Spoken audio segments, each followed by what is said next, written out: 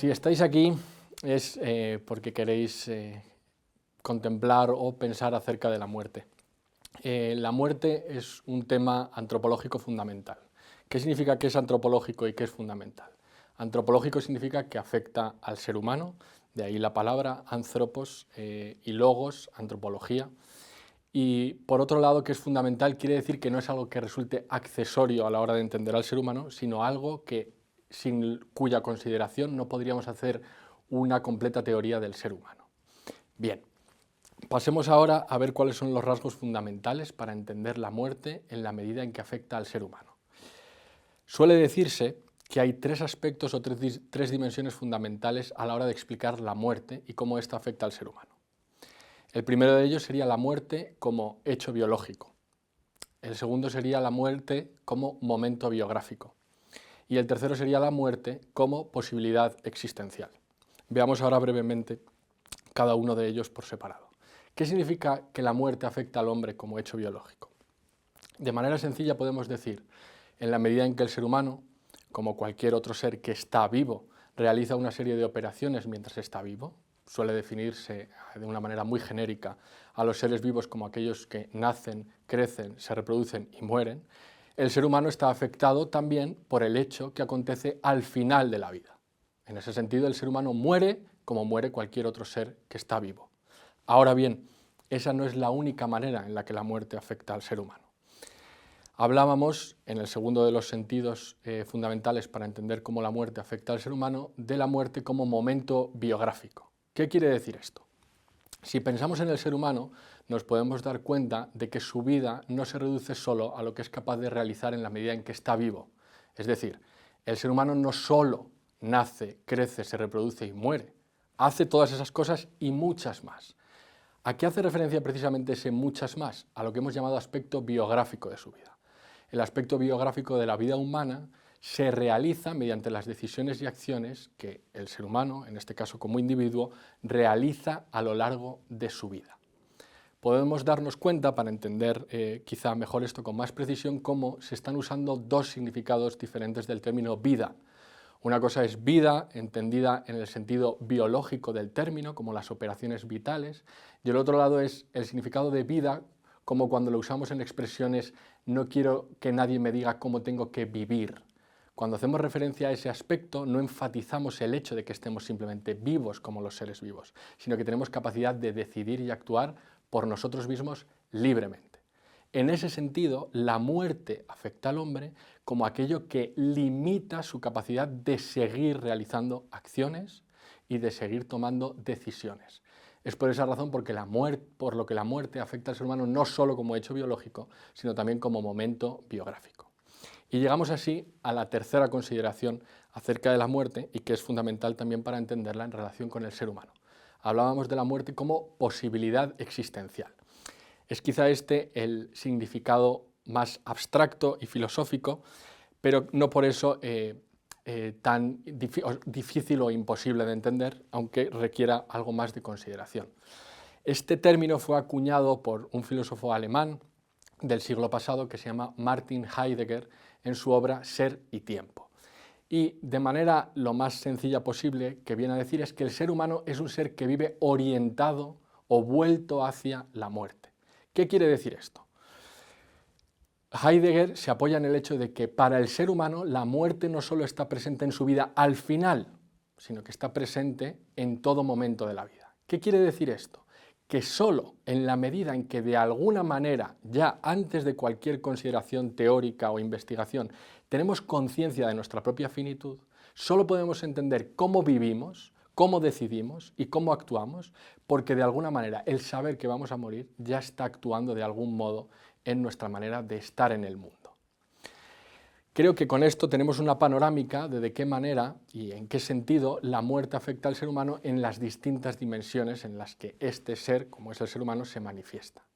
Pasemos ahora a una breve consideración de los textos que acompañan precisamente a este vídeo. Aparecen en la página web 5 textos, la mayoría de ellos, si no todos, de filósofos del siglo pasado, excepto alguno que es de más antiguo, como es el caso de Platón, en los que se aborda el tema de la muerte y cómo éste afecta al ser humano. El primero de los textos, ya hemos hecho referencia al autor y a la obra en la que aparece, es el de Martin Heidegger y aparece en la obra Ser y Tiempo. Heidegger allí nos habla fundamentalmente de cómo la muerte, para poder ser abordada en la medida en que afecta al ser humano, no puede reducirse ni a su aspecto biológico, ni psicológico, ni metafísico, ni teológico, sino que necesita una consideración lo más abarcante posible. No por metodológico, este primer texto deja de ser fundamental para la comprensión de la muerte. El segundo de los textos que están contenidos en ese elenco es el texto escrito por Max Scheler, filósofo también del siglo pasado, de origen alemán, y titulado Muerte y supervivencia. En ese fragmento, de manera muy sucinta, podemos decir que Max Scheler trata de ponernos delante de los ojos de qué manera el hecho de que vayamos a morir constituye para el ser humano una certeza intuitiva, la llama él. Es decir, algo que no es que lo podamos poner en duda o que sea algo que nos resulte como extraño, sino es algo con lo que convivimos diariamente. Y solo podemos entender cómo actuamos y decidimos en función de esa certeza intuitiva fundamental. El tercero de los textos, más clásico y más usado sobre todo cuando se habla acerca de este tema de la muerte, es de Platón y aparece en su diálogo Fedón. La tradición, usualmente, aunque no Platón mismo, solía acompañar esta obra de Platón con el subtítulo de Fedón o Sobre el alma. Es decir, en este texto vemos cómo Sócrates, junto con sus discípulos, está reflexionando acerca de si hay algo, alguna parte, o el ser humano, de alguna manera, es capaz de sobrevivir después de la muerte. Todos sabemos, o al menos suele ser algo conocido, que Sócrates aceptó la muerte como porque fue juzgado por los ciudadanos de Atenas y condenado a ella, y entonces varios de los diálogos en los que Platón habla de Sócrates, él está en la cárcel sabiendo que va a morir y reflexiona sobre el hecho de la muerte. En este texto concreto, Sócrates reflexiona sobre la idea de cómo el ser humano solo debe temer a la muerte si piensa que esta vida corporal es lo único que hay, lo único a lo que puede aspirar. Y se apoya en el hecho de que como el ser humano puede relacionarse con bienes o con ideas, por decirlo en su terminología, que no tienen materia, que no son extensas, es razonable que pensemos que nuestra existencia no va a reducirse a lo que ahora mismo vivimos, es decir, corpórea, sino que es razonable pensar que vaya a haber una existencia después de la muerte. En cuarto lugar, tenemos el texto del filósofo también de origen alemán, y podríamos decir que, como él mismo se presentaba, filósofo cristiano, que se llama Josef Pieper. Josef Pieper escribió un libro que se llama Muerte e Inmortalidad, en el que reflexiona acerca de, como ya sabemos, porque es el tema que nos ocupa, sobre la muerte y cómo ésta afecta al ser humano. Y la idea fundamental que maneja Pieper, al menos en el fragmento del texto del que estamos hablando, es cómo el ser humano no muere solo porque tenga cuerpo, sino muere porque todo el hombre es mortal.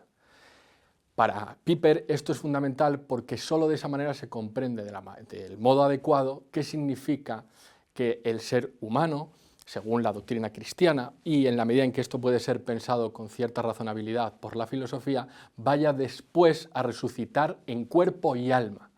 Solo si todo el hombre muere, tiene sentido que no solo una parte sobreviva, sino que todo el hombre tenga que volver a surgir después de haber muerto, aunque pueda decirse que hay una parte que durante un tiempo sobreviva de alguna manera hasta la resurrección del cuerpo. En este texto vamos a ver que lo fundamental es también el modo en el que Pieper, para desarrollar sus ideas, se apoya en las tesis de Santo Tomás de Aquino.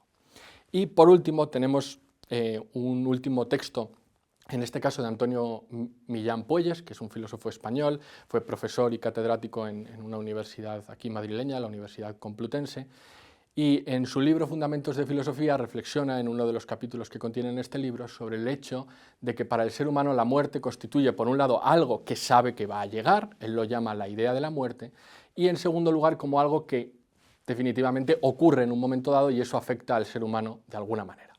La primera consideración, ya hemos hecho referencia cuando distinguíamos entre los sentidos de la muerte, el hecho de que tengamos que distinguir en cómo el ser humano se relaciona con la muerte en cuanto que es una idea, algo que tiene que venir pero que todavía no es una realidad consumada, hace referencia a lo que llamamos la posibilidad de la muerte, como posibilidad existencial.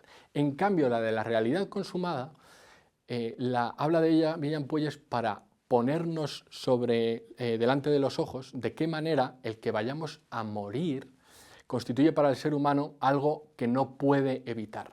Y que de alguna manera la consideración acerca de qué ocurre después de que eso que va a llegar, y tenemos la certeza de que va a llegar, pararse a pensar qué puede ocurrir después y si tiene sentido pensar en que haya vida o no después de la muerte, constituye uno de los grandes temas filosóficos por excelencia.